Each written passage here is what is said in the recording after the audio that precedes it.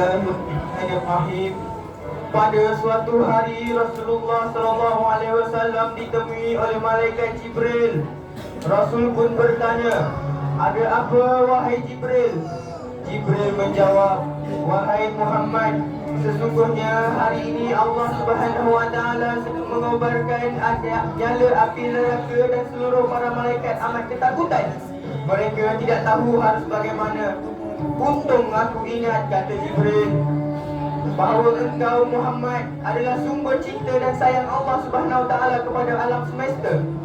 Dengan alasan itu aku ke sini bertabaruk mengambil berkah dengan cinta Allah kepada dirimu. Ya Rasulullah, ya Muhammad." Rasulullah terdiam beberapa saat. Kemudian baginda bertanya lagi, "Wahai Jibril, ceritakan kepadaku bagaimana neraka itu yang sesungguhnya." Jibril menjawab, "Wahai Muhammad, neraka itu bagaikan lubang-lubang yang terdiri dari 7 tingkat. Jarak antara lubang dengan yang lain ialah perjalanan selama 70 tahun. Lubang yang paling bawah ialah lubang yang paling panas."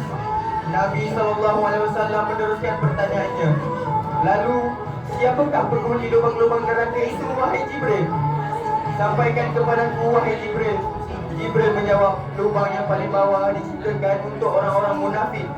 Lubang yang berikutnya untuk penyembah berhala, lalu untuk penyembah bintang dan matahari." Jibril terus menerangkan penghuni tingkatan neraka hingga lubang yang kelima, tempat umat Yahudi, dan yang keenam dihuni oleh umat Nasrani. Setelah menjelaskan penghuni tingkat keenam neraka, Jibril diam cukup lama. Rasulullah sangat penasaran dan baginda bertanya kepada Jibril, "Wahai Jibril, siapakah penghuni neraka yang ketujuh?" Jibril diam dan tidak menjawab pertanyaan baginda. Rasulullah SAW mengulangi lagi pertanyaannya, tetapi Jibril tetap juga diam. Rasulullah tambah penasaran dan mendesak Jibril agar menjawab pertanyaannya.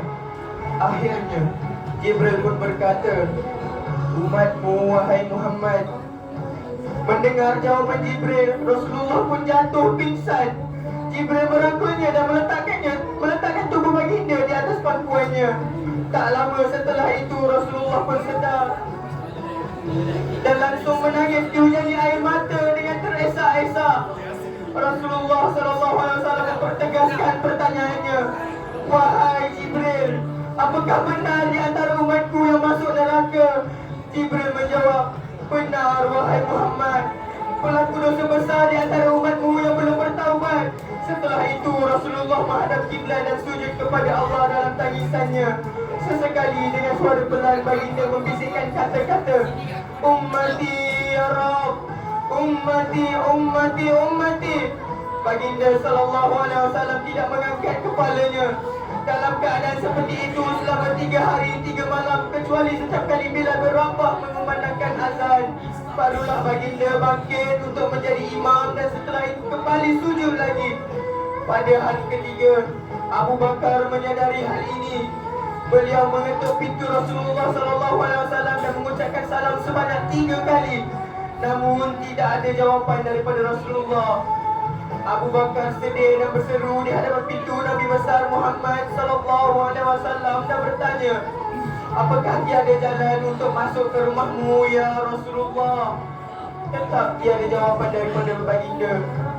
Di jalan Abu Bakar pulang, dia bertemu sahabat Umar.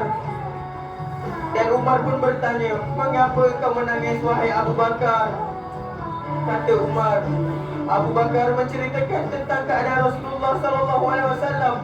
Maka Umar pun melangkah menuju ke rumah Rasulullah dan terjadilah hal yang sama. Umar pun pulang dan menangis. Di jalan Umar pulang, Umar bertemu sahabat Salman Al-Farisi. Dengan teresak Umar menceritakan kepada Salman hingga membuat dia amat sedih. Namun tidak mengulangi hal yang sama. Salman melangkah menuju ke rumah Fatimah radhiyallahu anha dan menceritakan hal itu. Kemudian berlari Fatimah menuju ke rumah ayahnya yang tercinta dan mengetuk pintu sambil memberi salam. Mendengar suara lembut puteri tercinta, sejumlah dari Rasulullah. Beliau bangkit dari sujud dan membuka pintu. Alangkah terkejutnya Fatimah melihat Rasulullah. ayahnya yang tercinta amat kurus dan pucat. Fatimah memeluknya lalu menangis. Wahai ayah, apa yang sudah terjadi? Mengapa engkau amat sedih begini? Rasulullah kembali menangis dan berkata dengan suara lirih, wahai Fatimah, belahan jiwaku, bagaimana mungkin aku tidak sedih sedangkan Jibril mengatakan akan ada kelak umatku yang masuk neraka. Subhanallah, betapa besar cinta Rasulullah kepada kita umatnya. Sahabatku, Rasulullah mencintai kita. Engkau akan berkumpul dengan orang yang kau cintai ibarat kita mencintai baginda Muhammad SAW yang sangat mencintai kita umatnya dan tidak rela kita masuk ke dalam api neraka. Marilah kita bersama-sama mencintai beliau dengan berselawat. Sahabatku, sampaikanlah, Rasulullah mengajar kita, siapa yang menunjukkan kepada kebaikan, maka dia akan mendapatkan pahala seperti orang yang mengerjakannya. Mudah-mudahan ini menjadi pahala jariah bagi kita semua.